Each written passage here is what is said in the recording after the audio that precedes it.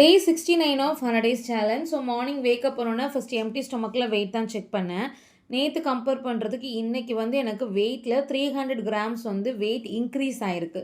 தென் first ட்ரிங்க்குக்கு வந்து over night soak பண்ணியிருந்தேன், வெந்தய தண்ணி தான் எடுத்திருந்தேன். அது கூட வந்து 5 பாதாமும் சோக் பண்ணியிருந்தேன், அதுவுமே எடுத்திருந்தேன்.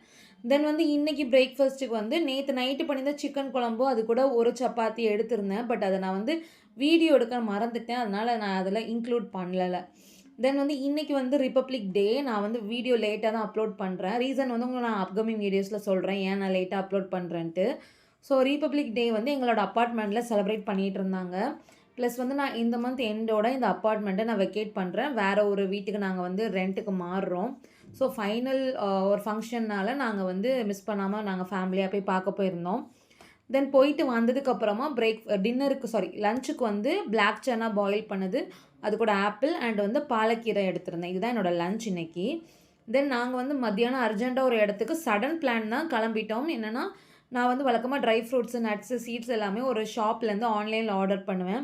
அவங்க ப்ராப்பராக எல்லாமே டெலிவரி தான் பண்ணிகிட்டு இருந்தாங்க. பட் இந்த டைம் வந்து ஒரு 6000 ருப்பீஸ்க்கு வந்து நான் தம்பி வந்து அப்ராடுக்கு திரும்ப ரிட்டர்ன் போகிறாங்க. நீங்கள் வந்து என்னை கண்டினியூவாக பார்த்துட்டு இருந்தீங்கன்னா தெரியும். டே 7ஓ 8ஓ அவர் வந்து வந்திருந்தார் அப்ராட்லேருந்து. ஸோ இப்போ வந்து ரிட்டர்ன் போகிறனால அவருக்காக நான் ஆர்டர் பண்ணியிருந்தேன்.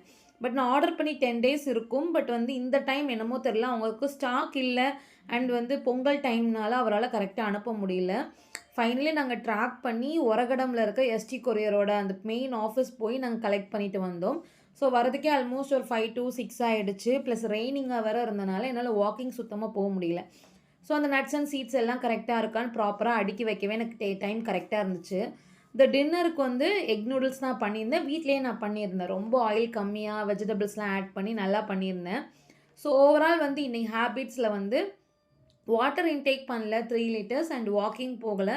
மற்றபடி மற்ற எல்லா ஹேபிட்ஸும் நான் பண்ணிட்டேன். நூடுல்ஸ் வந்து ஜங்க் ஃபுட் தான். ஸ்டில் வந்து நான் வந்து வீட்டில் இருக்க வெஜிடபிள்ஸ் வச்சு நானே குக் பண்ணனால எனக்கு அதை நான் ஜங்க் ஃபுட்டில் நான் கன்சிடர் பண்ணலை. ஸோ மற்றபடி எல்லா ஹேபிட்ஸும் நான் பண்ணிட்டேன் அண்ட் வெயிட்டுமே மென்ஷன் பண்ணியிருக்கேன். அவ்வளோதான். நாளைக்கு பார்க்கலாம். பாய்.